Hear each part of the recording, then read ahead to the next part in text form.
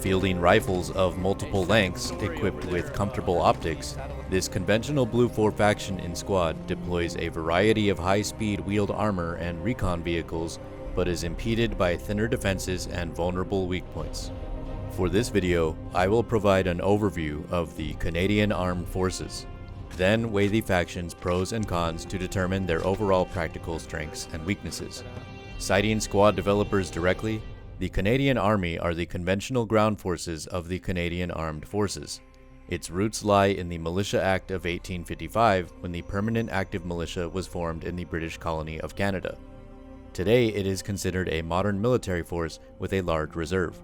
In-game, Canadians are distinguished by their use of either desert or woodland digital camouflage, named CAD-PAT, for uniform pattern, and green or tan vehicle paint respectively.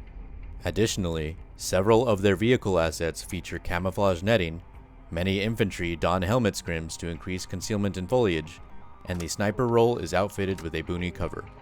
Being a member of the Blue 4 Alliance, the faction has the ability to deploy to every map and can oppose units from the Independent, PAC, and Red 4 alliances. For unit variety, the CAF has 6 available unit types: Air Assault, Armored, Combined Arms, Mechanized, Motorized, and Support. Their default unit deploys a single Leopard main battle tank and 3 wheeled IFVs, 2 LAV-6s and 1 Coyote, in addition to standard logistics and transport assets. The pros for the Canadian Army are derived from their infantry's combat effectiveness. First, their marksman capabilities are replaced with the role of a sniper specialist, fielding arguably the best bolt-action long-range rifle in-game, the C-14 Timberwolf, which features minimal bullet dispersion and is equipped with a variable zoom telescopic sight, magnifiable up to 25 times. Second, as for other kits' primary small arms weapon armament, the majority of their infantry roles are equipped with fully automatic AR platform rifles in either carbine or full-length configurations, fitted with holographic sights or 3x magnified optics, meaning Canuck fire teams are properly postured for both CQB and medium-range engagements.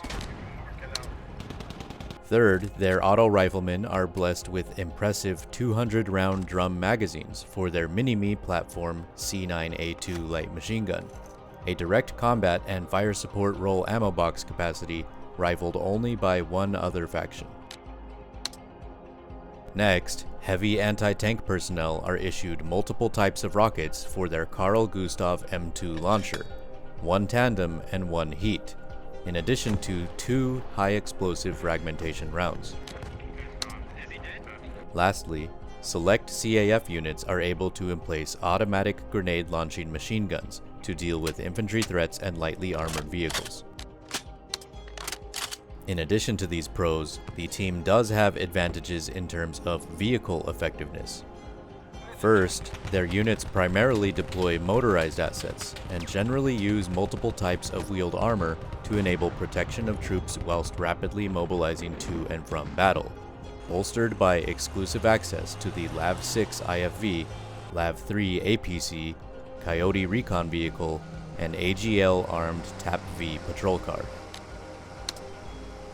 Second, in terms of aerial delivery of Canadian forces and logistics, their access to the CH-146 Griffin helicopter, though only capable of transporting 800 supply points at a time, offers unparalleled airborne reconnaissance with a 360-degree rotating co-pilot scout camera. Third, the Leopard 2A6M main battle tank, which features 4 crewman seats, enabling the commander and loader operator positions heightened tactical situational awareness. The con against the faction is a constraint caused by infantry armament limitations. Mainly, counter-vehicle ambushing capabilities by means of pressure or proximity-activated explosives is impossible for the CAF, as their combat engineer kits lack access to any anti-tank mines. In addition to this con, the disadvantages of the team are based on hindrances of vehicle limitations. First, their units fail to deploy any tracked IFVs or APCs, which eliminates the tactical implementation of resilient mechanized infantry dismounts. Next, none of their vehicles are equipped with mobile ATGM launchers, which means they are restricted to firing missiles from statically deployed emplacements only. Finally, not a single Canadian vehicle asset is amphibious, and the faction therefore suffers denied access to littoral territory and has less effective adaptable mobility capabilities.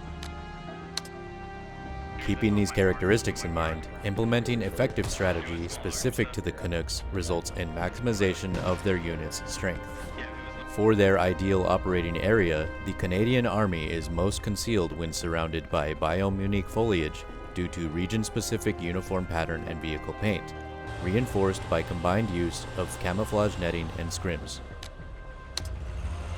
Next, their use of rifles of multiple lengths and access to both EOTech and magnified optics means their force is more versatile than the average opposition when it comes to the ability to accomplish a variety of different missions.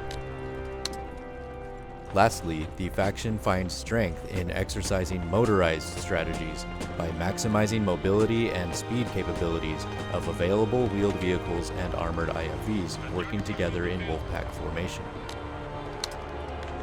As for the weaknesses of the CAF, misuse of limited resources and their inherent faults result in detrimental effectiveness of the team overall. As for suboptimal operating area, the non-existence of amphibious capabilities means their units are weak while in nearshore areas and finds themselves restricted from accessing the entirety of water-heavy locations. Next, due to their assets' reduced armor and lack of missile armament, in combination with combat engineer kits lacking mines, Canadian foot soldiers are weak to vehicle assaults and enemy mobility advancements. Finally, due to denied access to fully equipped armored tracked IFVs, they are vulnerable to resilient armored and mechanized tactics, while their water-inaccessible assets are prone to attack by amphibious assault tactics.